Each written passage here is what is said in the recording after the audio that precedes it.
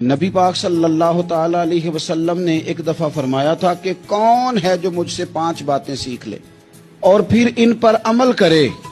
تو حضرت ابو ہریرہ رضی اللہ تعالیٰ عنہ کہتے ہیں میں نے آگے بڑھ کے عرض کی یا رسول اللہ میں ہوں نا، آپ حکم کریں 5 باتیں کون سی ہیں؟ اللہ کے پیارے رسول صلی اللہ تعالی علیہ وسلم نے فرمایا اللہ تعالیٰ کی حرام کردہ چیزوں سے بچ جاؤ، سب سے بڑے عبادت گزار بن جاؤ گے۔ دوسری بات ارشاد فرمایا اللہ تعالیٰ کی تقسیم پہ راضی ہو جاؤ، سب سے بڑے غنی بن جاؤ گے۔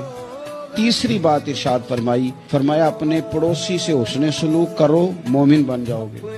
چوتھی بات ارشاد فرمایا لوگوں کے لیے بھی وہی پسند کرو جو اپنے لیے پسند کرتے ہو تو بہترین مسلمان بن جاؤ گے۔